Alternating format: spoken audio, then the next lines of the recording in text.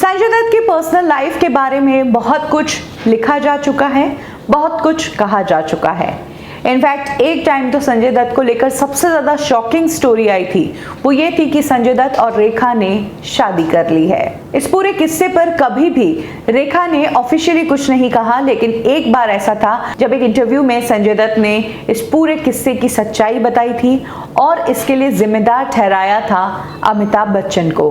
आज कब क्यों और कैसे में मैं आपको यही बताने वाली हूँ कि कब रेखा और संजय दत्त की शादी की खबरें आई थी, क्यों इन दोनों को लेकर इस तरह की खबरें आई और कैसे संजय दत्त ने इन पूरी खबरों के पीछे जिम्मेदार ठहराया बिग बी को।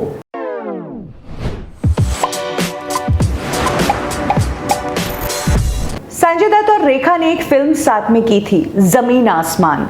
इस फिल्म में जहां ये दोनों माँ बेटे का किरदार निभा रहे थे, वहीं इस फिल्म की शूटिंग के दौरान बाहर मीडिया में जो खबरें आ रही थी वो कुछ अलग ही आ रही थी। इन दोनों के अफेयर्स की खबरें आ रही थी और मीडिया में ये कहा जा रहा था कि दोनों के दिल टूटे हुए हैं, दोनों ही अपनी पर्सनल लाइफ में सेम फेज से गुजर रहे हैं। इधर अमिताभ बच्चन और रेखा के बीच प्रॉब्लम्स हो गई थी। अमिताभ ने अपने प्रोड्यूसर्स को कह दिया था कि वो रेखा के साथ कोई भी फिल्म में साइन नहीं करेंगे। वहीं उस दौरान संजय दत्त का भी दिल टूटा था। टीना मुनीम ने उन्हें छोड़ दिया था और वो राजेश खन्ना के साथ रिलेशनशिप में चली गई थी और तभी इन दोनों के लिंकअप की खबरें आई थी।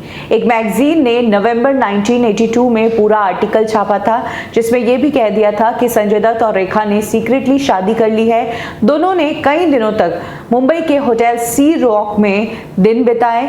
संजय दत्त और रेखा किसी होटल के एक कमरे में है और बाहर कानों कान खबर नहीं है। जब ये सवाल किए गए तो कहा गया कि रूम सर्विस नाम की जो चीज है वो इन्होंने अवेल की हुई है और दोनों एक दूसरे के बिना नहीं रह सकते हैं। ये खबरें यहीं खत्म नहीं हुई थी। इनफैक्ट कुछ खबरें तो ये भी आई थी कि दोनों मुंबई से कहीं दूर चले गए हैं और बाद में सुनील दत्त साहब ने बाल ठाकरे की मदद से उनके पावर को यूज करके रेखा और संजय दत्त को ढूंढ निकाला और रेखा को फाइनली धमका दिया कि मेरे बेटे का पीछा छोड़ दो। कुछ इस तरह के किस्से 80s से सुनने को मिलते हैं। हालांकि संजय दत्त और रेखा ने मीडिया के सामने हमेशा इस तरह की बातों को रूमर्स ही बताया है, लेकिन कुछ लोग कहते हैं कि रेखा आज भी अपनी मांग में जो सिंदूर भरती है वो संजय दत्त के नाम का ही भरती है। वहीं अगर बात करें संजय दत्त की तो इस इंसिडेंट के बारे में संजय दत्त ने अपने एक इंटरव्यू के दौरान कहा था कि ऐसा कुछ हुआ ही नहीं था, ये सिर्फ और सिर्फ मेरे बारे में झूठी खबरें फैलाई जा रही थी। संजय दत्त ने यह भी कहा था कि जब मैं जानता हूं कि रेखा ऑलरेडी एक बड़े सुपरस्टार के साथ रिलेशनशिप में है तो मैं रेखा के साथ रिलेशनशिप में कैसे जा सकता हूं। यानी कि संजय दत्त ने दबे शब्दों में ही सही, बिना नाम लिए ही सही, रेखा और अमिताभ के रिलेशनशिप को पब्लिकली एक्सेप्ट कर लिया था। फिर जब संजय दत्त से पूछा गया कि ऐसी क्या प्रॉब्लम है कि आपको लेकर मीडिया इस तरह की झूठी खबर बनाएगी, तब संजय दत्त ने यह कहा कि क्योंकि अमिताभ बच्चन जिस वक्त कूली के बाद जख्मी हुए थे, वो हॉस्पिटल में 2 महीनों के लिए एडमिट हुए थे, तब मैं उनसे मिलने नहीं गया था। शायद इसीलिए लोगों ने मुझे बदनाम करने के लिए मेरा नाम रेखा के साथ जोड़ दिया। संजय दत्त ने यह भी कहा कि जमीन आसमान फिल्म के बाद वो रेखा से कभी मिलने नहीं गए क्योंकि अगर वो मिलने जाते तो मीडिया फिर से उन्हें बदनाम कर देती।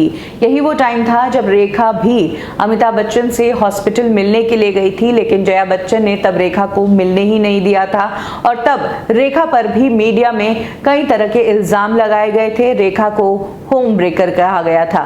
यही वो टाइम है जब संजय दत्त और रेखा का लिंकअप था और इस लिंकअप का जिम्मेदार संजय दत्त ने अमिताभ के हॉस्पिटल वाले किस्से को जिम्मेदार ठहराया था।